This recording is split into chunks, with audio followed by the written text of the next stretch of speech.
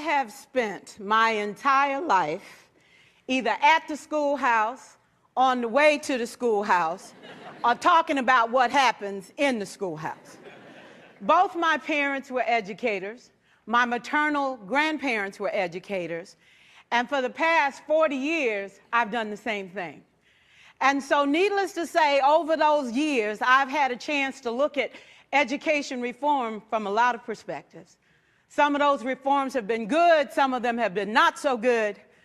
And we know why kids drop out. We know why kids don't learn. It's either poverty, low attendance, negative peer influences. We know why. But one of the things that we never discuss, or we rarely discuss, is the value and importance of human connection. Relationships. James Comer says that no significant learning can occur without a significant relationship. George Washington Carver says all learning is understanding relationships. Everyone in this room has been affected by a teacher or an adult. For years, I have watched people teach. I have looked at the best and I've looked at some of the worst. A colleague said to me one time, they don't pay me to like the kids. They pay me to teach a lesson. The kids should learn it. I should teach it. They should learn it. Case closed. Well, I said to her, you know, kids don't learn from people they don't like.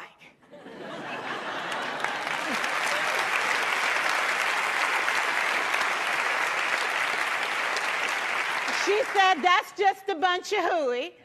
And I said to her, well, your year is going to be long and arduous, dear. Needless to say, it was. Some people think that you can either have it in you to build a relationship or you don't. I think Stephen Covey had the right idea. He said you ought to just throw in a few simple things, like seeking first to understand as opposed to being understood. Simple things like apologizing. You ever thought about that? Tell a kid you're sorry, they're in shock. I taught a lesson once on ratios. I'm not real good with math, but I was working on it.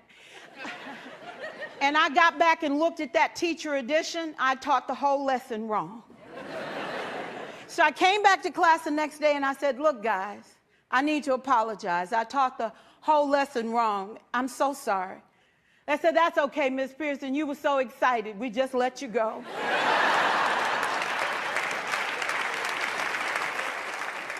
I have had classes that were so low, so academically deficient that I cried. I wondered, how am I going to take this group in 9 months from where they are to where they need to be? And it was difficult. It was awfully hard. How do I raise the self-esteem of a child and his academic achievement at the same time? One year I came up with a bright idea. I told all my students, you were chosen to be in my class. Because I am the best teacher and you are the best students, they put us all together so we could show everybody else how to do it. One of the students said, really? I said, really? We have to show the other classes how to do it. So when we walk down the hall, people will notice us. So you can't make noise, you just have to strut. And I gave him a saying to say, I am somebody. I was somebody when I came. I'll be a better somebody when I leave. I am powerful and I am strong. I deserve the education that I get here. I have things to do, people to impress, and places to go. And they said, yeah. You say it long enough, it starts to be a part of you. And so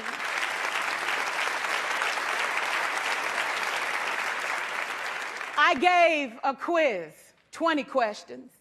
Student missed 18. I put a +2 on this paper and a big smiley face. He said, Miss Pearson, is this an F? I said, yes.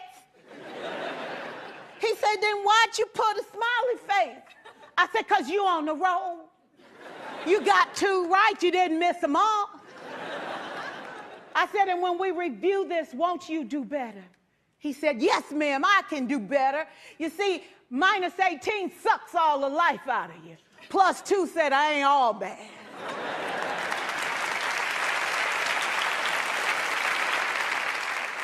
4 years, I watched my mother take the time at recess to review, go on home visits in the afternoon, buy combs and brushes and peanut butter and crackers to put in her desk drawer for kids that needed to eat, and a washcloth and some soap for the kids who didn't smell so good. See, it's hard to teach kids who stink. And kids can be cruel.